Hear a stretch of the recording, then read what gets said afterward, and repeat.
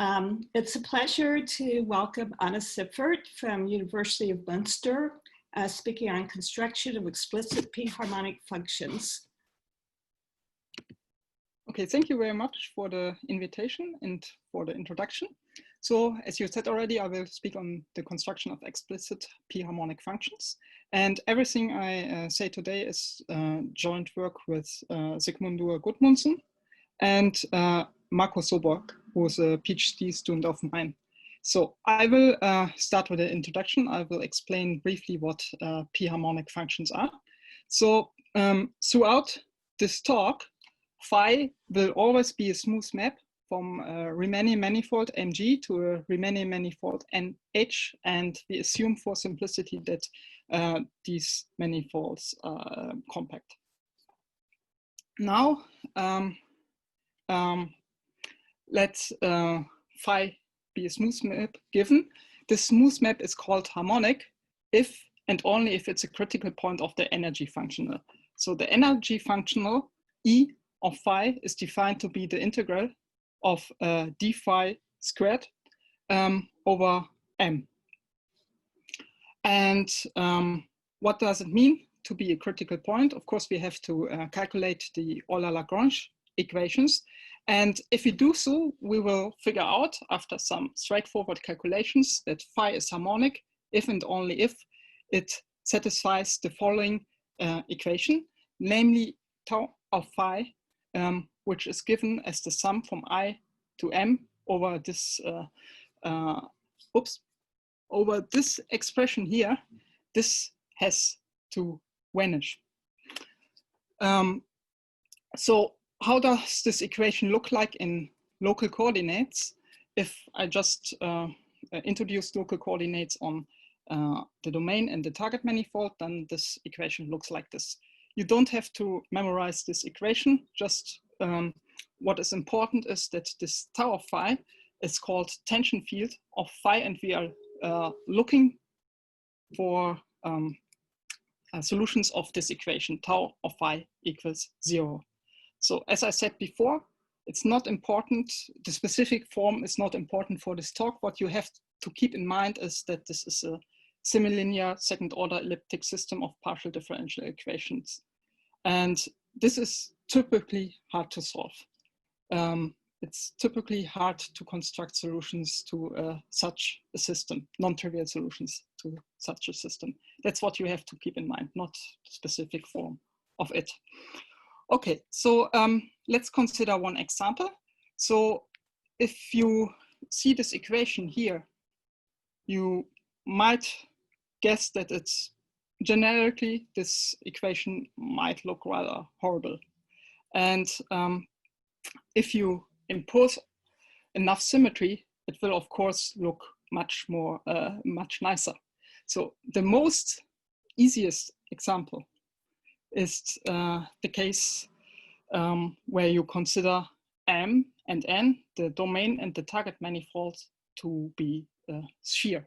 So we, for simplicity, we also assume that they both coincide, so that the domain and the target manifold coincide and are given by this shear SK. Then we introduce polar coordinates on M, which are centered at the North Pole. So in these polar coordinates, the metric is given as d phi squared plus sine squared phi ds squared, where this ds is the metric on the one on the sphere sk minus 1. Okay, we introduce similar coordinates on n. Again, phi omega are polar coordinates centered at the North Pole of n. Now, in order to examine, we want to calculate the energy functional, and we just consider specific maps between these manifolds, namely manifolds which are equivariant. So we impose that phi is a function of psi only, and that theta coincides with omega. Under this rather strong assumptions, the energy functional is given by this very easy expression. So E of f is the integral from pi to from 0 to pi over this the derivative of f with respect to psi squared plus k minus 1 sine squared f divided by sine squared psi, and this multiplied by sine to the power sine of phi to the power k minus 1. For this energy functional, you can calculate the Euler-Lagrange equation straightforward, as you learned it probably in calculus 1. So the expressions, the Euler-Lagrange equations are given like this. This is ODE, and you can construct solutions to this ODE. It's non-trivial, but it's much easier than what you would expect in general. Okay, so this is the example I wanted to discuss, and before I go on and explain the topic I'm interested in today, I want to motivate a bit why I'm interested in studying harmonic maps. So there are plenty of reasons why people might be interested in this topic. And the first reason is, so harmonic maps has been studied since the beginning of Riemannian geometry. Specific examples include, for example, geodesics. If you choose the domain manifold to be M to be R, sorry, then this map phi from R to N is harmonic if and only if it's a geodesic. That's one reason. Another reason is that as soon as you know that there exist harmonic maps between some specific Riemannian manifolds, this existence implies some curvature restrictions on these manifolds. And last but not least, there are a lot of applications in physics, for example, in elasticity theory or also in quantum field theory. So as you might guess already from this list, this topic is quite vast. And we have to concentrate in this talk on a specific question, which I will discuss in a few minutes. Okay, so as you might guess from my title, I'm interested in the existence of harmonic maps. So in the construction of solutions to this partial differential equation tau of phi equals 0. And there are two possible strategies. So there might be more. There are of course more, but there are two possible strategies which I want to mention here. So the first one is, we have this general system of partial differential equations, tau of phi equals 0. And as I said before, in general, it's very tough to construct solutions. And in order to reduce the problem to an easier problem, which I might be able to attack, I might impose symmetry conditions on the domain and on the target. I did so in recent years. I did so maybe 4 or 5 years ago. And I was able to construct some harmonic maps, but still the domains and the targets were rather specific, meaning that it were cohomogeneity 1 manifolds. So it was rather restrictive. So another possible strategy, and that's the strategy I want to follow in this talk, is to choose a very simple target.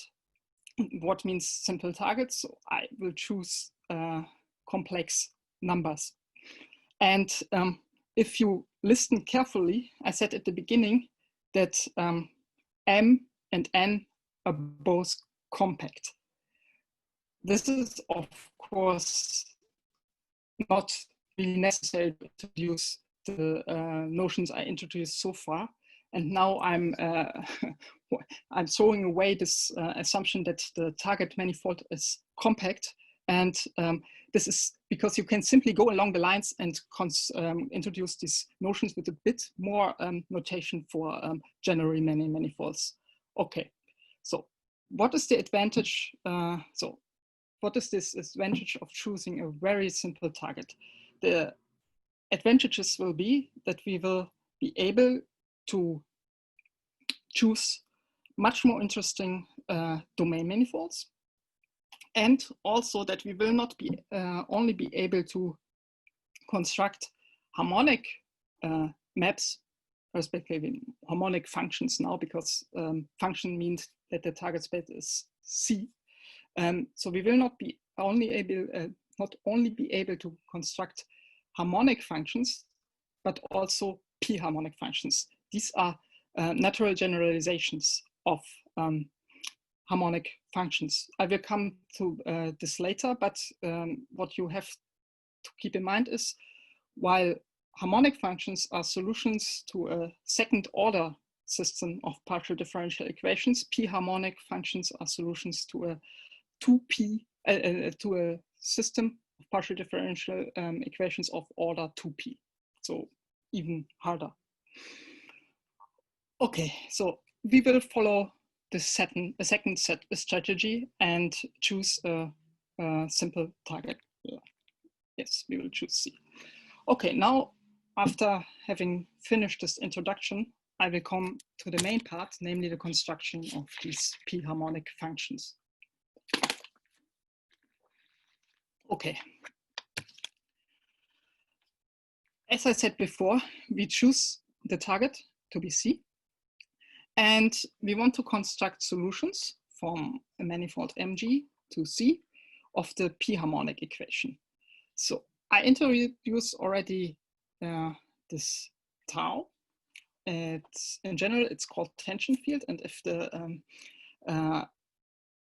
target manifold happens to be C, then it's the usual Laplace-Beltrami operator. And if I apply tau p times to phi and consider this tau to the power p of phi, then it's called p-harmonic equation. And solutions thereof will be the solutions which I want to construct. Okay, of course, you will figure out directly that if I have a harmonic function, this means p equals 1, this will also solve this equation. And therefore, what I'm really interested in are proper p-harmonic functions. This means these are functions for which tau to the power p of phi equals 0, but tau to the power p minus 1 of phi is not identically 0. Okay. Yeah, I already mentioned that tau is the Laplace-Beltrami operator. So now the question is, what domain manifolds are, which domain manifolds can we choose? And we were able to develop a theory for the case that the domain is a Lie group of Iwasawa. I will now first explain what this is. Yeah, there's a question in the chat. So is p necessarily an integer? Yes, p is an integer. Sorry. Yeah, okay. Thanks. I don't see the chat right now. No, that's Can why I tell you. Yes. Yeah. Yeah, no worries. Okay. So p is always an integer. Sorry, I forgot to mention this. Okay. So we were able to. Don't see you right now, but just interrupt me, please. So I'm now going to introduce the domains we are interested in. So the domain will be a Lie group of Iwasawa type. So I know that a lot of you probably know this, but I will introduce this So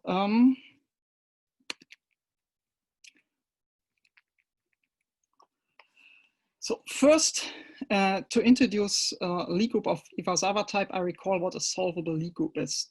Okay, a solvable Lie group is a group G which is connected and whose Lie algebra is a solvable Lie algebra. So this is, of course, now, of course, the question is what is a solvable Lie algebra? Yeah? And that's the second part. And I see that here, that should be a frag G. So the second part is a Lie algebra G is solvable if its derived series determines in a zero subalgebra. What is this? This means simply that if G1, G in super index 1 is the Lie bracket of G with itself, and G super index 2 is the Lie bracket of G super index 1 and G super index 1, then this series determines. This means that there is a natural number k, so an integer, such that gk is 0. That's what is said in this first sentence. Okay, now we know what solvable Lie algebra is, and this allows us to define the notion of a Lie group of Iwasawa type. And throughout this talk, a Lie group of Iwasawa type is a simply connected solvable Riemannian Lie group S G, whose Lie algebra, frag S, satisfies the following three conditions. First of all, S admits orthogonal splitting into frag A and frag N, where N is the Lie bracket of frag S, and A is the orthogonal complement of N. And this orthogonal complement of N is supposed to be abelian. Okay, the second condition is that the adjoint representation of capital A restricted to this frag N is symmetric for all capital A in this frag A.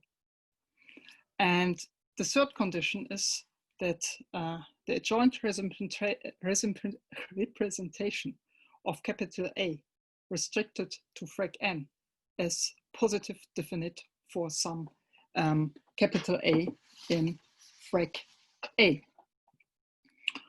Okay. And finally, the rank of SG is the dimension of the subspace frag A. I'll come to a few examples in a minute.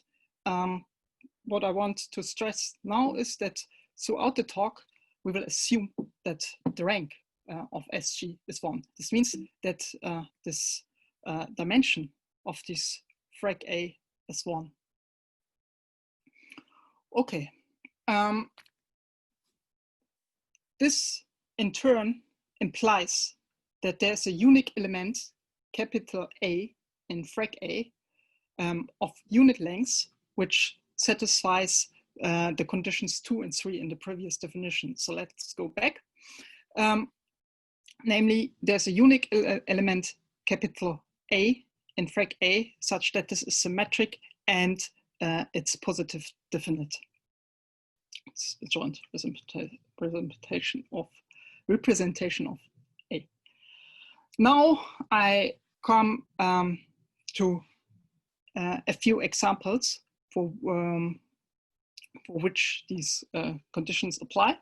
So the probably easiest example are real hyperbolic spaces. Let's recall that R h to the power of dimension n-1, sorry, can be represented as semi-direct product of R plus and Rn. And the associated Lie algebra will be denoted by frag S, which is the semi-direct product of frag A and the Lie algebra of Rn. These, the corresponding non-zero bracket relations read that capital A and capital X, the Lie bracket thereof equals X, where capital A is contained in our one-dimensional Lie algebra frag A, and capital X is contained in the Lie algebra of Rn. Further, the Lie algebra N can be identified with the Lie algebra of Rn, and the adjoint representation of R is just the identity on the Lie algebra of Rn. Okay, we will come back to this example later. So these are very easy, a very easy case, because you see already that the adjoint representation is the identity, meaning that all eigenvalues, which will play a crucial role later, are 1. Other examples which satisfy the definition, the conditions in the definition, in previous definitions, are homogeneous spaces of negative curvature, and there is a paper by Jens Weber who discusses this in detail. I don't want to do the details now because of time reasons. The third class to which this applies are Dirac-Ricci spaces. These are basically semi-direct products of R plus and generalized Heisenberg groups. And a fourth interesting class to which which satisfies these conditions of the previous definition are Einstein solved manifolds. So since I said already, we will construct solutions to this p-harmonic equations on Lie groups of Iwasawa type. This in particular implies that I will construct solutions on these spaces here. Okay, so let's go on. These are important examples. If you have questions to this, I can maybe explain this later. Let's discuss the organization of the rest of this talk. So in order to, what I want to do now is I first want to get a nice expression for the Laplace-Beltrami operator S. In order to do so, I first introduce some global coordinates on our Lie group of Iwasawa type. So that's the first point. I introduce these global coordinates. With the help of this, I calculate the Laplace-Beltrami operator. And the third main part will be find solutions to this partial differential equation. Okay, so let's start with the first part. I want to introduce some global coordinates on S. What we use is the spectral theorem. The spectral theorem gives us a decomposition of our Lie algebra N into Lie algebra Ni, and I runs from from 1 to m, and these Ni are the eigenspaces of the adjoint representation. Remember that I fixed one capital A, which since we assumed that this Lie algebra A is one-dimensional, And this capital A is fixed, and then these Ni are just the eigenspaces of the adjoint representation. And since I assumed the adjoint representation of this capital A to be positive definite, I can assume that the eigenvalues are ordered in this way. So 0 is less than lambda 1, is less than lambda 2, and so on is less than lambda n. So I just have this decomposition of n into eigenspaces of the adjoint representation. That's it. Now we have this decomposition of S, of the Lie algebra of the Lie group of Iwasawa type, which can be viewed as a semi-direct product of f of A, and n with respect to a Lie algebra homomorphism pi. So pi is a map from A to the derivations of n, and it's simply given as pi of A restricted to this Ni is lambda I times the identity on Ni.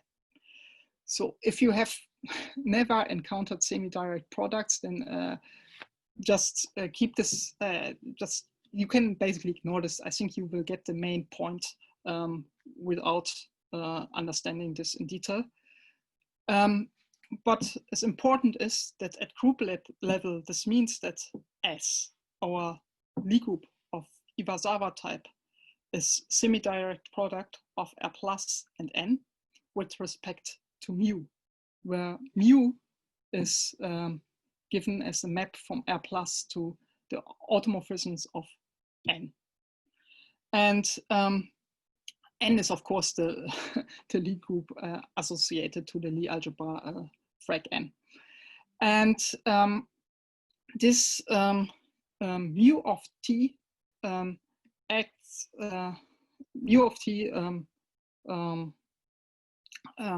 so this capital X decomposes into xi and xm, where each xi lies in ni. So let's go on.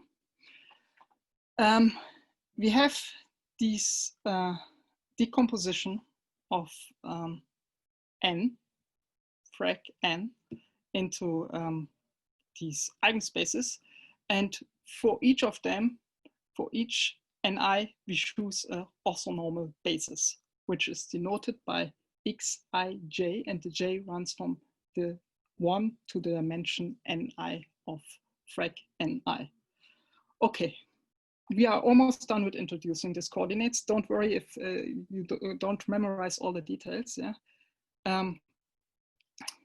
What I need further are the structure constants of n. These are defined, the structure constants A subscript ik alpha,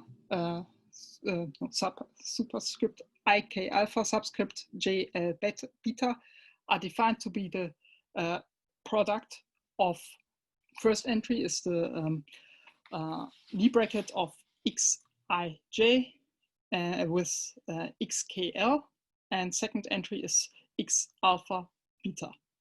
These structure constants will play a crucial role later. These are basically the objects we are interested in. What is important is that our Lie algebra frag n is at most m-step nilpotent. That's well known, but let's just briefly recall the proof. Sorry, you know, Anna, what's m? Yes? Sorry? What's m? That's so you decompose the Lie algebra frag n into eigenspaces, and that's the number of eigenspaces. All right, okay.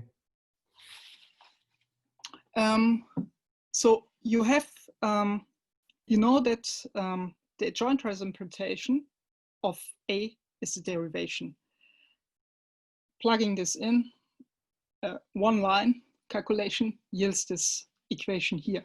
So add the adjoint representation of capital A applied to this Lie bracket is lambda I plus lambda k times the Lie bracket itself. This means that this Lie bracket here is an eigenvector, and this is an eigenvalue. Okay, so this Lie bracket is either 0 or an eigenvector of the adjoint representation. And obviously, the eigenvalue here, the sum of lambda I and lambda k, is larger than the maximum of lambda I and lambda k. Just remember that I assumed the eigenvalues all to be positive. This in turn implies that the structure coefficients ik alpha, j beta are 0 if alpha is less than the maximum of ik. And this in turn implies that n is at most m step nilpotent u. So that's more or less trivial. But it's crucial for what I want to do now. So as I promised, we are now ready to introduce the global coordinates on S. And I really need that exp, the exponential map restricted to n, is a diffeomorphism. And that simply follows from this lemma I just discussed. Okay, that's the only reason why I discussed this lemma. What is the reason for introducing this exponential map? Well, of course, it's not surprising. This allows us to introduce a global coordinate system, T, X on S, as follows. So S is our Lie group of Iwasawa type. I said before that I can consider this as semi-direct product and of R plus and N. And this means, of course, that the underlying space without, so forget about the group structure. This means, of course, that the underlying space is just the product of R plus and N. So we consider an element in this space. And we map this element T, exponential map of X, to T. So we keep the first coordinate, and the other N1 to Nm coordinates are X1, 1, X1, N1, and so on until Xm and M. Okay, what are these small xij? These small xij are the components of our element X, which is uniquely decomposed with respect to this basis capital Xij. Okay, so I know that this was a lot of notation now, and if you have never seen it before, you will not have been able to follow. What you have to keep in mind is we have global coordinates on our Lie group of Iwasawa type. That's important. And important are these structure coefficients. We will come back to them in a few minutes from now. So important are these Xij and this T. Just keep in mind we have global coordinates, and these are called T and Xij. Okay, so now we have introduced the global coordinates, and sorry, I forgot that I want to use this notation. I is just xi1 to xin I. Okay, so now we are ready to calculate the Laplace-Beltrami operator. What I do is I simply plug in these coordinates into the expression for the Laplace-Beltrami operator on S. You don't want me to do this now. It's just a straightforward, awful calculation. And I will give you the result. I don't want you to memorize it. You just have to believe me that it's ugly. You will see it. And it's a real surprise that you can construct solutions to this equation. So the Laplace-Beltrami operator on S is given by this expression here. Tau of phi is given by this. And the first question you have, of course, what are these P, I, K, J, L, depending on X? And what is N? N is the sum of Ni, these dimensions of these eigenspaces, times lambda I, so the eigenvalues. And these P, I alpha, J beta, these are some polynomials given by the expressions stated here. The question, of course, is what is this capital BR? And these are the Bernoulli numbers. Okay, so if you have never encountered the Bernoulli numbers, just keep in mind there's a way to calculate them. They are well known, and you don't have to worry about this. So from this expression here, the first question is, of course, what are these small p, I alpha, j beta? And these are expressions, polynomials, which are given in terms of the structure coefficients. Here, these are, A, K, I alpha, L, J beta, they appear. These just depend on these structure coefficients, and they are, of course, defined inductively. So you have a lot of polynomials appearing here, which just depend on these structure coefficients. Okay, as I said before, just keep in mind, you can calculate the Laplace-Beltrami operator in terms of these coordinates. It looks horrible in general, and well, it's already a hard task to find solutions to the equation tau of phi equals 0, but to finding solutions, non-trivial solutions to the equation tau p of phi equals 0 is even harder. Okay, so I will start now with the main section, how to construct solutions to this PDE. I will start with one example. So on the real hyperbolic spaces, I said before that there's one eigenspace, and this one eigenspace has associated eigenvalue 1, and this makes the Laplace-Beltrami operator fairly easy. You see this expression here. That's so easy compared to what the expression looks in general. Yeah, here if you go back, yeah, oh, that's much better.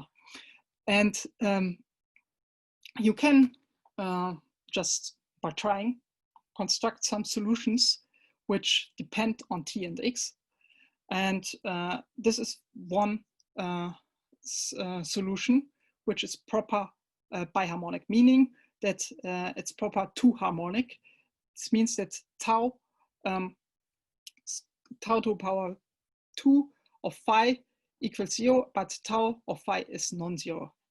And another example is if you consider phi of CH2 to R, given by this expression, this is proper biharmonic. Okay, why do I mention this examples?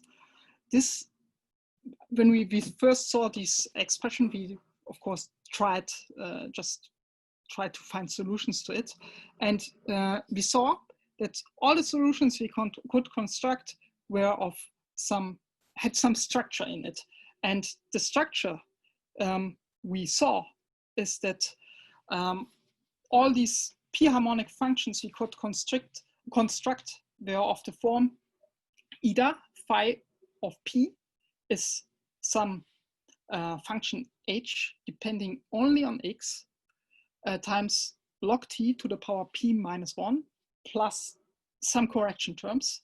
So this is here in this first example, it's of this form. So here the function h of x is x to the power 6 and times log t, and all the other terms on the right, these are the so-called correction terms. And the other form we could see is that psi of p is of the form x h of x, so function depending only on x times t n times log t to the power p minus 1 plus correction terms. Okay, and I state here that h is an appropriately chosen function independent of t. And that's what we have to figure out. What means appropriately chosen function? Okay, so that's the question. I will introduce some notation now. And I will show a picture, which, so that when I first introduced this notation, it might look horrible, but if you see the picture, you will figure out what I mean. So the preceding theorem, so the theorem in which I calculated the Laplace-Beltrami operator on S, this implies the existence of functions h1 to hm, which are independent of t, such that when I apply tau to h, then that's the sum of from I to m of these hix times t to the power 2 lambda I, sorry. So whenever I start with a function h solely depending on x, then I can express the tension field thereof in this form. To introduce the notation I need, I want to introduce the usual multi-index notation. So for some non-negative integers r and m, I m r is the set of alpha in n to the power r, where these alpha I lie between 1 and m.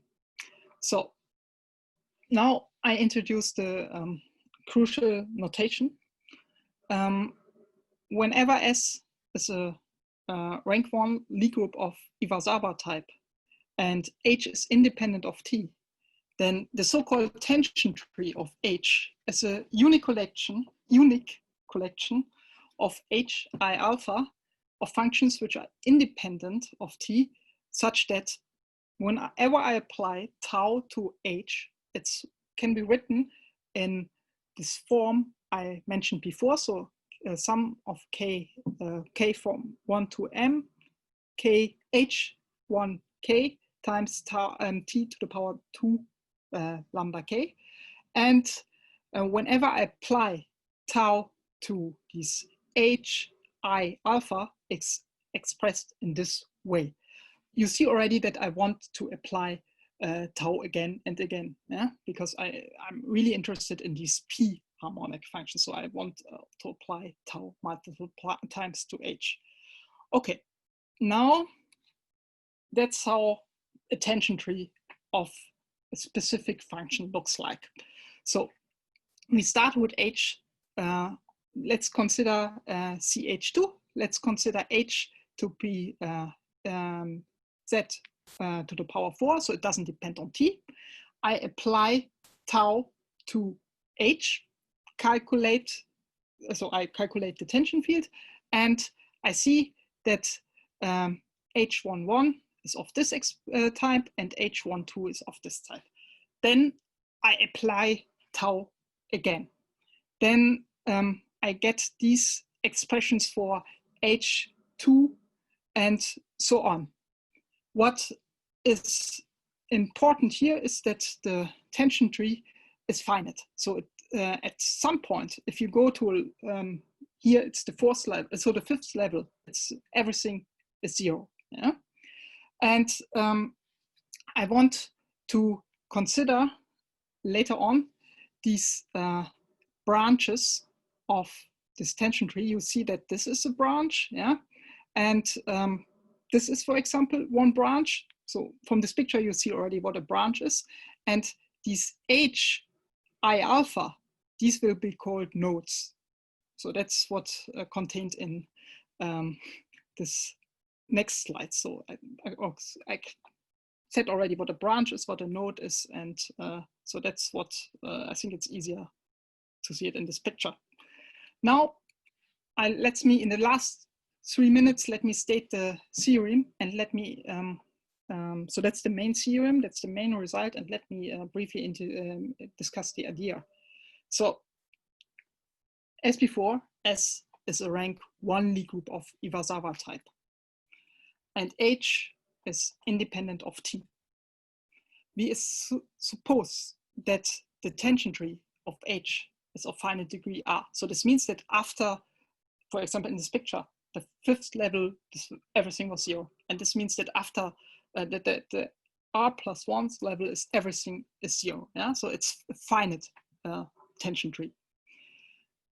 Whenever you have a finite tension tree, you can introduce these capital lambda alpha k, which depends on these eigen values of the adjoint representation of our capital A. Further, we have to introduce some very horrible looking functions, fi alpha and gi alpha. And what is the point? So the point is, when I introduce them, then I really can construct proper p-harmonic functions on S, on these Lie groups of Iwasawa type. And these are of the form I mentioned before, these phi p, that's hx, so a function depending solely on x times log t to the power p minus 1, plus some correction terms. And the correction terms, they are encoded in terms of these elements of the tension tree, hi alpha, and this function I introduced here. Okay, so I know it looks horrible, but it's really that you get explicit functions on this rather large class of manifolds. So, and the good news is the proof that's easy. That's easy. All the work lies in finding the right setup, introducing these tension trees, and finding the right way to present this. So the proof is an induction argument. So why is this so easy? Because you will see that tau of phi p is minus n times p minus 1 times phi p minus 1 plus p minus 1 times p minus 2 times phi p minus 2. And you see already that when you assume these functions to be p minus 1 harmonic, then this is p harmonic. And this finishes the proof of this main theorem. And yeah, and this finishes also my talk. So I will stop now. And yeah, thank you very much for your attention. Thank you, Anna, for a very nice talk. Are there questions? I can't see you. Just searching for you. Sorry. Oh. I didn't see you for a while either, but you're back now. Are there questions?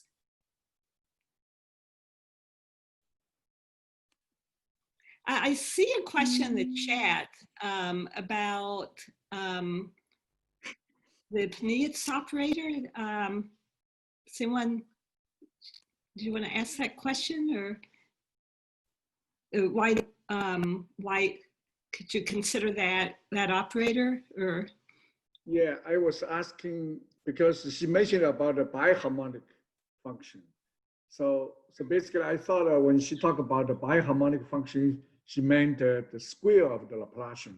So why not using the conformal Laplacian like people do, the Panitz operator or GJMS operator to consider harmonic functions? I'm really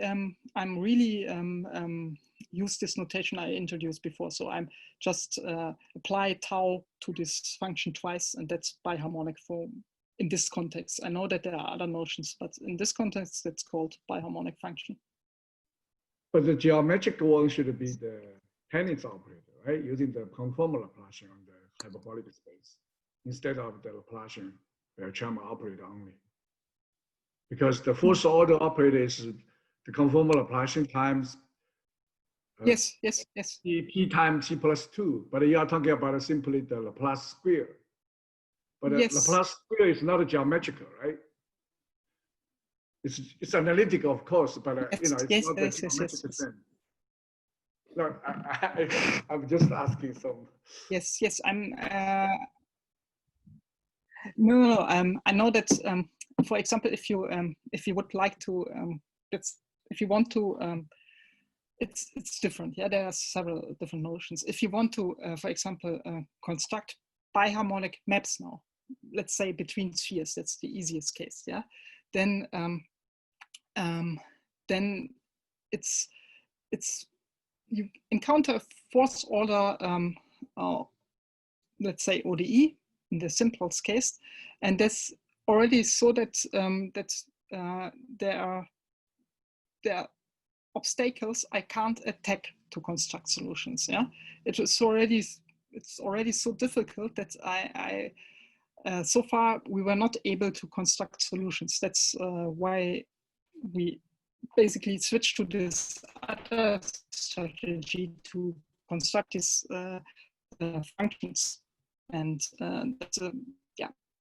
that's a different notion. Yeah, I know. Okay. Can you see me or? Yeah. Yeah. Do you know how I can see you? Sorry. I can't see you. That's funny. It's probably just choice of view. You might, whether it's speaker view or gallery view. Oh, I can see you. Sorry. No. Yeah, so it's so confusing. So you are considering only the rank 1 case, right? I mean, you are considering the rank 1 case. So the rank 2 case is much more difficult, right? Much more complicated. Yes. We couldn't we couldn't find a solution theory for the rank 2 case. So that's so far we couldn't. What about the rank 0 case, like nil manifold? I don't know. Probably it's too easy. I don't know. I haven't considered it. So it was the reason we started with Dirac-Ricci spaces. I thought, well, Dirac-Ricci spaces will be the right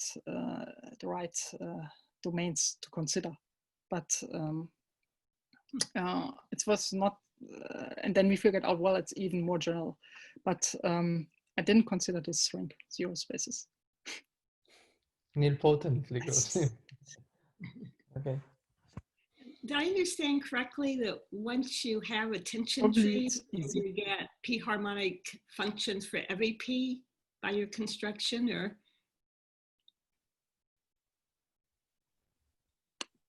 Could you say again, please? The connection was. Yeah, I wanted to see if I understood correctly your last theorem. Once you have a tension tree, did you use the same tension tree to get p-harmonic for every p?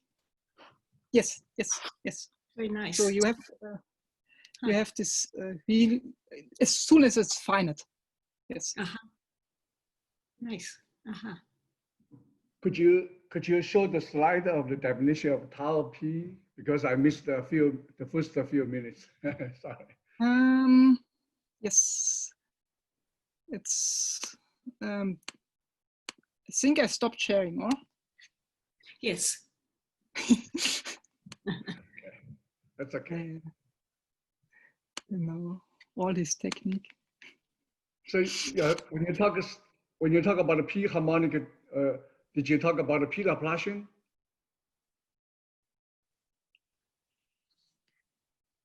So that's the slide, or can you see it? Yeah, but that's not the piece power of tau, right? It's I apply tau p times to phi. Oh, so but usually when we talk about a p-harmonic, basically you're talking about the divergence, Yes. of the gradient Yes, p minus yes, that's a different notion. So it's different.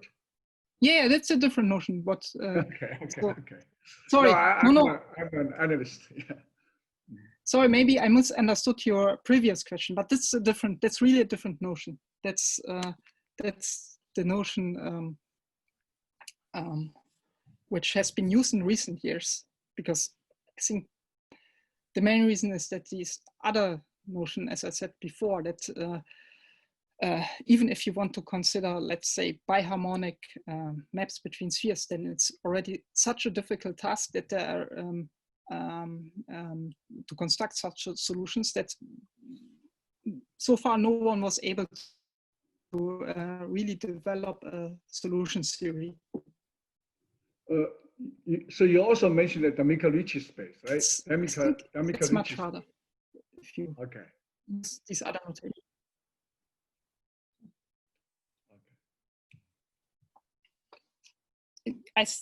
Could you say again, please? Sorry, the connection is not. No, I was asking. On you also consider D'Amico-Ricci space. Yes, right? that's a special case thereof. Yes, that's a special case. So. But I don't even know if there's any subgroup inequality on the D'Amico-Ricci space. Did anybody prove that? I don't. Yes. What could you say, please? I mean, is there any subgroup inequality on D'Amico-Ricci space? I don't think so, right?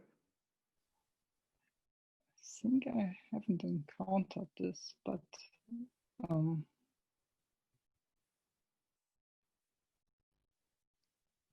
I don't think so, but I haven't checked.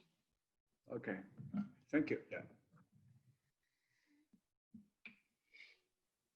Are there other questions?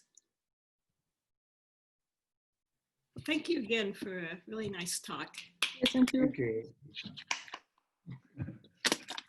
Thank you, Anna. Nice talk. Thanks.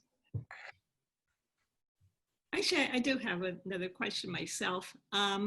So how hard is it to get these finite tension trees? The tension trees, how hard is it to get them? It's actually not that hard. I should have mentioned this. Let's see. I think I forgot to state this, but where did I state this? Just a second. So it's actually if you have a Lie group of Iwasawa type, and then the tension tree of any polynomial independent of t is of finite type. So you get a lot of them. Oh my. Yeah, that's I should have. I wasn't sure if I have enough time, so I